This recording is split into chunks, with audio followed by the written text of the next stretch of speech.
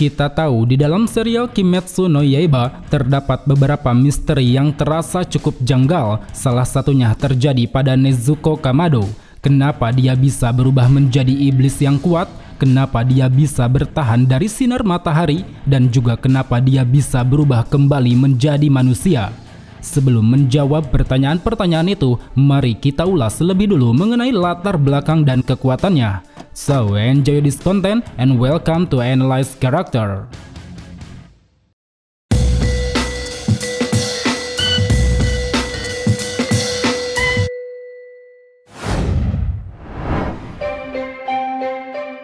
Lahir 28 Desember, status manusia yang berubah menjadi iblis, ambisi melindungi keluarga. Sebagai adik dari sang karakter utama yaitu Tanjiro, Nezuko Kamado menjadi salah satu karakter penting dalam cerita Kimetsu no Yaiba. Sosoknya begitu dicintai oleh para penggemar, baik dari sisi penampilannya yang cantik, imut, dan lucu, maupun dari sisi pengembangan karakternya. Sepanjang cerita berjalan, awalnya Nezuko diperkenalkan sebagai manusia biasa yang hidup damai bersama keluarga. Dia memiliki kedua orang tua yaitu Tanjiro dan Kie, satu kakaknya yaitu Tanjiro, dan 4 adiknya yaitu Rokuta, Shigeru, Hanako, dan Takeo. Sama seperti halnya Tanjiro, Nezuko digambarkan sebagai seorang kakak perempuan yang sangat baik dan perhatian. Dia selalu memikirkan orang lain sebelum dirinya dan selalu mengutamakan kebutuhan adik-adiknya daripada kebutuhannya sendiri. Kebaikan yang ditunjukkan Nezuko ini tak lepas dari bagaimana dia hidup di tengah keluarga yang harmoni. Meski tinggal di daerah pegunungan, keluarganya yang telah mewarisi tarian Hinokami Kagura selalu memberikan romansa kedamaian dan ketenangan. Akan tetapi, pada suatu hari, kehidupan damai yang dijalani Nezuko seketika pudar setelah keluarganya dibantai oleh Muzan, di mana saat itu Muzan berniat ingin menciptakan iblis yang bisa menaklukkan matahari.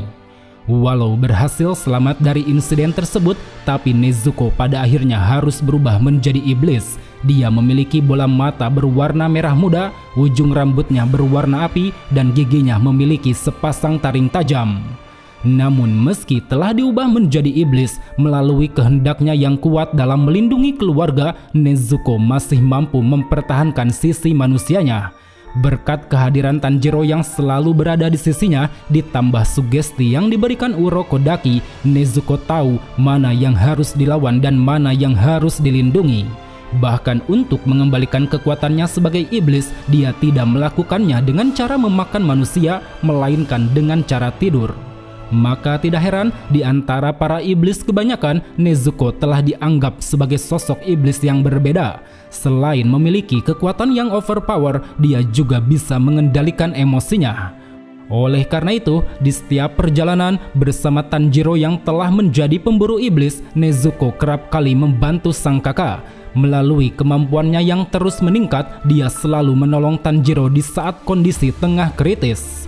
Tak jarang di berbagai medan pertarungan, Nezuko juga sering menunjukkan ikatan yang kuat bersama kakaknya. Meski tak bisa berbicara, dia mampu mengekspresikan emosi dan pikiran melalui ekspresi wajah dan tindakannya. Apa yang dilakukan Nezuko sejauh ini seolah menunjukkan sebesar apapun perasaan negatif merasuki pikiran, hal itu tidak akan menyurutkannya untuk melindungi keluarga. Mau itu sebagai iblis ataupun sebagai manusia, dia akan selalu menunjukkan kebaikan pada orang-orang yang dicintainya. Terbukti, sesaat Nezuko mampu bertahan dari sinar matahari, dia lebih memilih mengorbankan diri daripada melihat kakaknya frustasi karena tidak bisa menyelamatkan para penempa pedang. Lalu pada saat Nezuko kembali menjadi manusia lagi, walau di hadapannya Tanjiro berubah menjadi iblis ganas, dengan sangat berani dia mencoba memeluk Tanjiro. Tanpa mempedulikan luka yang dia terima, sambil meneteskan air mata, Nezuko terus berupaya menyadarkan sang kakak hingga akhirnya mampu tersadar. Dari sini bisa kita lihat bagaimana perjuangan yang dilakukan Nezuko selama ini. Melalui kebaikan, kasih sayang, ambisi, prinsip, dan tekad yang kuat dalam melindungi keluarga, dia bersama Tanjiro telah mampu mengembalikan kehidupan damai seperti semula.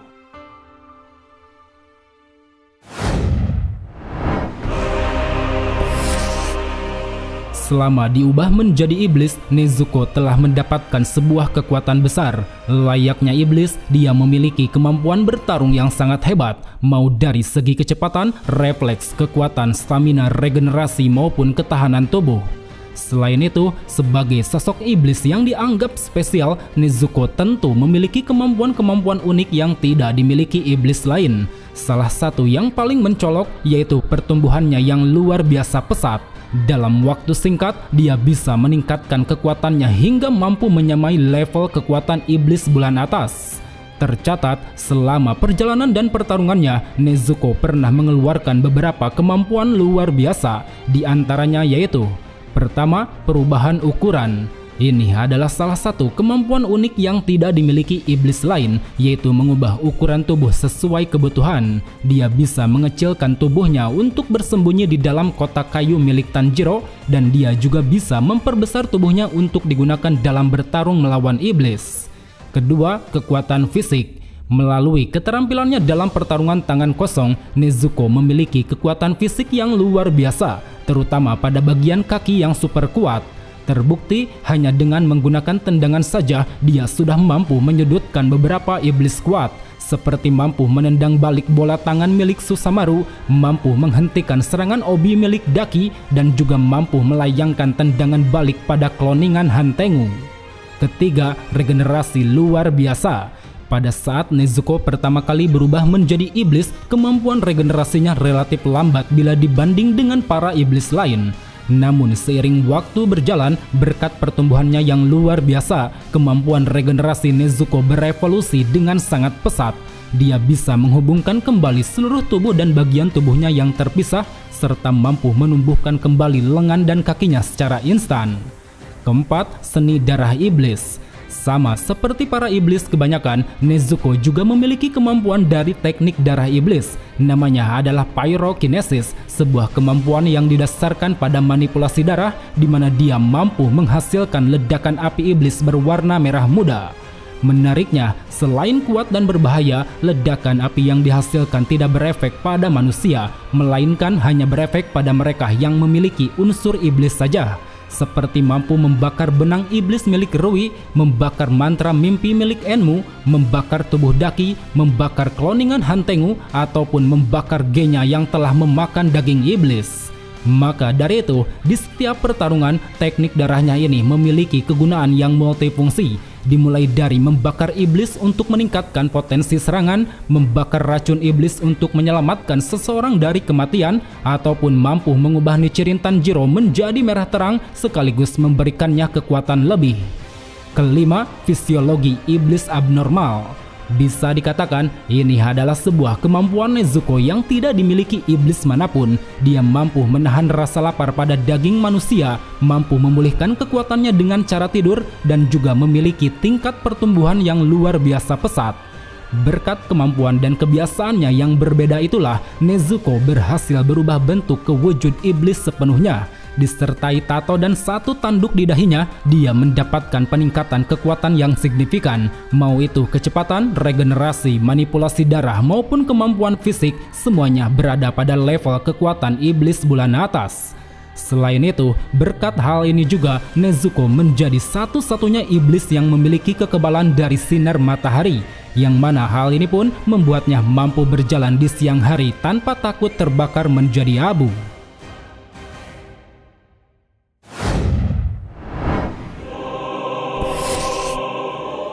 Berdasarkan latar belakang yang tadi telah dipaparkan, kita bisa melihat bahwa Nezuko memiliki sisi positif yang begitu besar. Dia selalu menunjukkan kebaikan, kepedulian, pengorbanan, dan kehendak yang kuat, sama seperti Tanjiro. Kemudian berdasarkan kekuatan dan kemampuannya, kita juga bisa melihat sebagai iblis, Nezuko memiliki kekuatan yang sangat kuat. Selain mampu menyamai level iblis bulan atas, dia juga memiliki kemampuan unik yang tidak dimiliki iblis lain. Dan saat ini, sesuai dengan inti pembahasannya, kita akan mencoba untuk mengulik sedikit lebih dalam terkait apa saja yang melatar belakangi Nezuko menjadi iblis spesial. Pertanyaan pertama, kenapa Nezuko bisa mendapatkan kekuatan iblis yang sangat kuat? Tidak sedikit orang mengatakan bahwa itu didasarkan karena Muzan telah memberikan Nezuko banyak sekali darah. Asumsi ini terbilang benar karena memang ketika seseorang mendapatkan darah dari Muzan dan tubuhnya mampu bertahan, orang itu pasti akan mendapatkan kekuatan besar. Dia yang tadinya lemah akan menjadi kuat, semuanya tergantung dari seberapa banyak Muzan memberikan darah dan seberapa kuat tubuh seseorang menahan darahnya. Namun jawaban itu masih terasa cukup janggal. Bagaimana caranya tubuh Nezuko bisa bertahan dari darah Muzan dan bagaimana caranya Nezuko bisa memperoleh kemampuan iblis yang abnormal? Menurutku ada satu faktor lagi yang mempengaruhi itu semua. Selain kehendaknya yang kuat dan mendapatkan banyak darah dari Muzan, Nezuko juga memiliki sel darah kuat dari leluhur keluarganya, yang mana kita tahu keluarganya yaitu Kamado telah mewarisi tarian Hino Kami Kagura selama bertahun-tahun. Asumsi ini bisa kita perkuat di dalam chapter 196.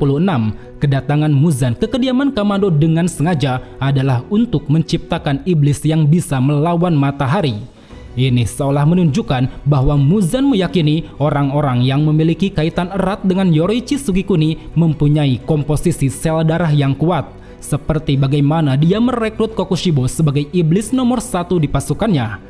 Terlebih di dalam chapter 127, Tamayo juga mengatakan bahwa Nezuko memiliki darah spesial. Komponen sel darahnya terus berubah dalam waktu singkat. Pertanyaan kedua, kenapa Nezuko bisa kebal terhadap matahari? Sebenarnya ada banyak faktor yang membuat Nezuko mampu bertahan dari sinar matahari. Salah satunya seperti sel darah keluarganya, kebiasaannya yang sering tidur, ataupun kesehariannya yang tidak pernah memakan manusia. Namun dari semua itu, ada satu faktor yang menurutku lebih masuk akal, yaitu kemungkinannya Nezuko pernah mengkonsumsi bunga lili laba-laba biru. Hal itu dikarenakan di dalam chapter 39 ketika Tanjiro melawan Rui, terdapat potongan gambar bunga tersebut di dalam ingatan Tanjiro. Ini seakan menunjukkan bahwa bunga lili laba-laba biru tumbuh di sekitar rumah Kamado, dan ada kemungkinannya mereka mengkonsumsi bunga tersebut.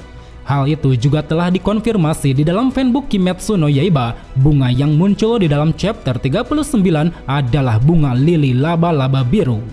Kita tahu bunga ini hanya bermekar pada siang hari selama 2-3 hari dalam setahun. Siapapun iblis yang telah mengkonsumsinya, dia akan mampu berjalan di bawah sinar matahari. Jadi di sini cukup masuk akal jika bunga lili laba-laba biru menjadi penyebab utama kenapa Nezuko bisa kebal matahari. Dan ada satu lagi yang ingin kuluruskan terkait bunga lili laba-laba biru, yaitu ketika Muzan mendapatkan obat dari sang dokter. Setelah kucermati, obat yang diberikan dokter pada Muzan sepertinya tidak menggunakan bunga lili laba-laba biru. Itu hanyalah obat racikan yang masih dalam tahap percobaan demi menciptakan obat yang bisa memiliki khasiat sama dengan bunga lili laba-laba biru. Oleh karena itu, kita pun bisa menyimpulkan bahwa sejatinya bunga lili laba-laba biru hanya memiliki satu khasiat, yaitu membuat tubuh iblis bisa bertahan dari sinar matahari. Pertanyaan ketiga, kenapa Nezuko bisa kembali menjadi manusia? Sama seperti sebelumnya, pertanyaan ini juga dipengaruhi oleh beberapa faktor seperti kehendaknya yang kuat dalam melindungi keluarga, kemampuan darahnya yang terus berubah dengan cepat, ataupun kemampuan tubuhnya yang bisa kebal terhadap matahari. Namun selain faktor-faktor tersebut, ada satu faktor yang menjadi penyebab utama kenapa Nezuko bisa menjadi manusia lagi, yaitu tiada lain adalah karena obat ciptaan Tamayo. Obat ini merupakan salah satu efek dari obat anti kibutsuji yang mampu mengkonversi darah iblis menjadi darah manusia. Hal itu ditunjukkan pada chapter 147, Urokodaki yang mengawasi Nezuko telah memberikannya obat ciptaan Tamayo. Terlebih di dalam chapter 138, Tamayo mengatakan bahwa dirinya telah menciptakan obat yang bisa mengubah iblis kembali menjadi manusia lagi. Well teman-teman, mungkin cukup sampai di sini saja untuk pembahasan di video kali ini. Jika ada yang kurang atau ada yang ingin kalian tambahkan, silahkan tulis di kolom komentar. So, thank you for watching and see you next time.